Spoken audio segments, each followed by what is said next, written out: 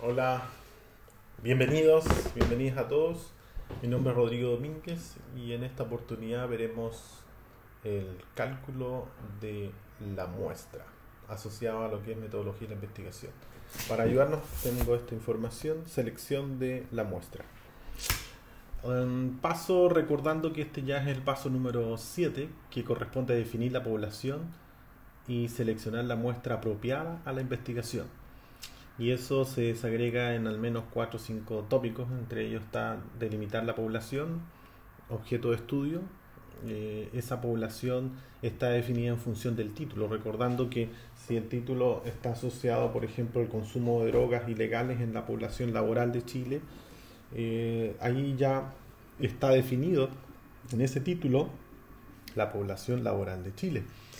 Luego, en los trabajos que ustedes están desarrollando de tipo de investigación, si es evaluación de la exposición de radiación UV en pescadores artesanales, ahí está entonces indicado también la población. Por lo tanto, es relativamente sencillo identificar o delimitar cuál es la población. Luego hay que elegir el tipo de método de selección de la muestra. Chequear si es aleatorio o no aleatorio, o probabilístico o no probabilístico, perdón. Y eso va a depender de lo que se esté buscando en el estudio. Luego, determinar el tamaño de la muestra. El objeto de esto es que podamos, a través de una muestra, primero, reducir los tiempos para aproximarnos a estudiar la población, y lo segundo, por aspectos económicos. Desde los dos frentes nos permite el trabajo con una muestra reducir tiempo y costos económicos asociados al análisis de una población por alguna investigación en particular. Y luego aplicar el método de selección de la muestra para obtener resultados de la muestra, obtener la muestra final. Dentro de lo que es la población total, en el caso de los objetos de interés, vemos aquí tipos de muestra probabilístico, perdón, ahora me doy cuenta, ya, probabilístico y no probabilístico. Y en la parte superior, por lo que veo y observo, no se ve bien, pero aquí dice población total de casos objeto de interés. Abajo dice muestra y luego tipo de muestra, ahí dice tipo de muestra. ¿Y cuáles son tipos de muestra? Probabilístico y no probabilístico. Luego, las muestras probabilísticas se pueden dividir en aleatoria, estratificada, sistemática y por cúmulos. Ahí hay que ver cuál es la más conveniente dependiendo del tipo de investigación. Y la no probabilística está asociada a aquella que es dirigida o accidente. Esos son los tipos de muestras. Va a depender de cada uno de sus estudios cuál es la más adecuada y más conveniente. Aquí tenemos, por ejemplo, el caso del concepto de diseño e investigación para los tipos de muestras. En la mayoría de los casos se utilizan muestras, por lo que decía anteriormente, que nos permite economizar tiempo y recursos. Para eso se utilizan las muestras, y a partir de una muestra uno puede determinar qué tan bien o qué tan mal o en qué situación se encuentra un objeto de estudio en particular. O sea, yo puedo tomar una muestra de un grupo de trabajadores expuestos a cierto agente y puedo asumir por defecto que el resto o la gran mayoría van a tener una exposición similar a esa muestra que saqué. Por eso es importante asegurarnos que la muestra sea representativa. La población, entonces podemos definir la población como un conjunto de todos los casos o unidades casos o unidades que concuerden con una serie de especificaciones. De tipo longitudinal podemos ver, por ejemplo, gente que está en lo que es la fiesta de la Tapati, por ejemplo, en Rapa Nui, y ahí vemos todo tipo de gente. No sé si ustedes alcanzan a visualizar los grupos o subgrupos. Podemos ver gente que está asociada al turismo, turistas, como que hay otros que son más bien de endémicos o los que participan en la competencia, y hay otros que van por la vía de que trabajan en el sector, que no necesariamente son ni turistas ni endémicos, sino que trabajan en el sector. Por lo tanto, aquí podemos visualizar que esta población está conformada por varios grupos o subgrupos y cumple una serie de especificaciones. Por lo tanto, la población en general va a ser un N grande, un N que igual nosotros podríamos ir acomodando a nuestro gusto, de tal manera de ir mejorando la confiabilidad del estudio. Los subgrupos. Aquí tenemos subgrupos de la población en el cual se recolectan los datos y deben ser representativos de esta.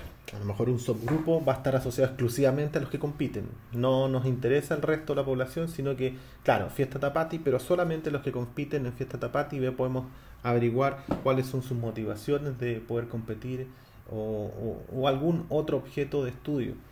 Pero el subgrupo podría estar perfectamente representado por los competidores. Y aquí tenemos tipos de muestra probabilística y no probabilística. Las tipos de muestra probabilística es un subgrupo de la población en el que todos los elementos de esta tienen la misma posibilidad de ser elegidos. Ese es el caso de las probabilísticas. Y las muestras no probabilísticas, o también conocidas como muestras dirigidas, es un subgrupo de la población en la que la elección de los elementos no depende de la probabilidad, sino de las características del tipo de estudio o de la investigación. Decía anteriormente, por ejemplo, trabajadores del sector, veamos otro mejor, trabajadores del sector agro expuestos a radiación UV. Bueno, ahí estoy dirigiendo, ya no me interesan todos los trabajadores, sino que estoy hablando exclusivamente de los que trabajan en el agro.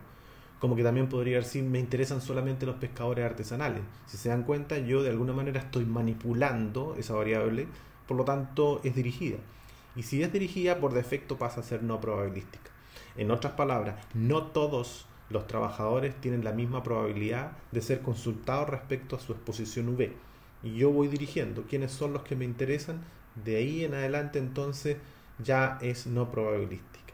Esto no significa, eso sí, que las personas que después, una vez definido el área de estudio, objeto de estudio, no sean tomados al azar.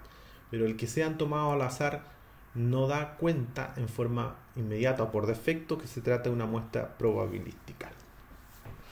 En el caso de las muestras probabilísticas, ahí tenemos selección de elementos muestrales, de manera que al inicio todos tengan la misma probabilidad de ser elegidos. En general se tiene un listado en donde aparecen todos los elementos de la población, se aplica el método de muestreo simple o sistemático y la muestra debe ser representativa. Para eso hay algunos software o paquetes informáticos, está el SPSS, el Minitab, el R, y este que aquí aparece, el que les muestro ahí, ese corresponde al STAT. El STAT también es una aplicación en realidad que se puede descargar en forma gratuita.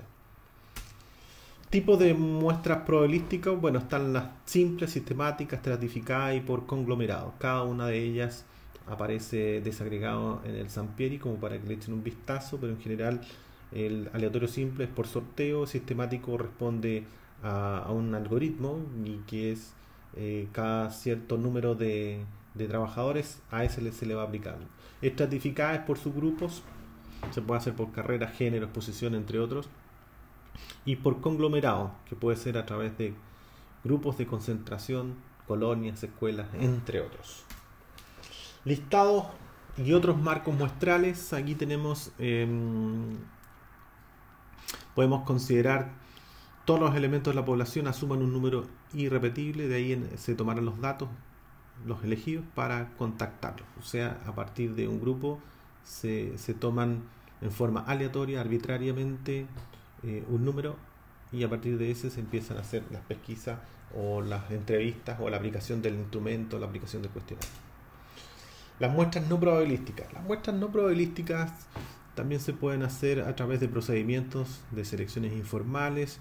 Se puede considerar un caso típico, por ejemplo, si quiere hacer un estudio sobre una planta de ácido, que este es un caso, aquí este es un extracto de una planta de ácido, por lo tanto ya no me sirve ir a cualquier lugar, tiene que ser una planta de ácido, por lo tanto ya no es probabilística, sino que es no probabilística. Por lo tanto, son tipos de casos. También puede ser tipo de accidente, personas que están accesibles en la zona de investigación y desean participar, el personal de salud, hospital, entre otros. Por lo tanto, esto se le llama de tipo accidente porque yo voy a ese lugar y me contacto exclusivamente con las personas que están en ese minuto, esforzados. Por lo tanto, no todos tienen la misma probabilidad que sean encuestados o entrevistados o que se les aplique el instrumento. Por eso se habla de tipo accidente. Ahí tenemos un muestreo a través de orden telefónico que se puede hacer en caso de llamada telefónica. Uno comienza a hacer llamadas y empieza a hacer las preguntas. Eso es para el tipo de cuestionario. Entonces, de tipo muestreo al azar por marcado telefónico. Luego, respecto a los alcances del estudio, ahí los estudios exploratorios emplean muestras no aleatorias, por supuesto, y pueden usarse muestras también probabilísticas. Las investigaciones experimentales casi siempre utilizan muestras dirigidas o por accidente, porque es difícil manejar los grupos grandes. Esos casos de investigaciones experimentales. Y finalmente, ya que se trate de un tipo de muestreo u otro, lo importante es elegir a los participantes o casos adecuados de acuerdo con el planteamiento del problema. Entonces, el planteamiento del problema es clave para definir cuáles son los grupos de interés o los grupos con los que se va a hacer la evaluación. Finalmente, ¿qué se pide? Se pide que ustedes sean capaces de definir cuál es su universo o población con N mayúscula, luego con N minúscula cuál es el muestreo que se hace a través de la planilla o el cálculo STAT, de ahí les va a aparecer el numerito mágico ese, el tipo de muestra de selección, qué tipo va a ser, y el procedimiento que va a hacer la selección, y finalmente el tamaño de la muestra, que es el número de personas que deben entrevistarse como mínimo o que se les debe aplicar como un mínimo, el número de mediciones mínima para que sea representativa. Aquellos que trabajan con casos no es necesario determinar tamaño de muestra, pero tienen que justificar muy bien porque van a trabajar con casos. En términos concretos, los casos se utilizan para cuando no es necesario o no están en nuestro interés determinar a partir de este caso algo que sea representativo de una población. Simplemente un estudio de caso particular y por eso aparece ahí. Bien, nos vemos. Chao.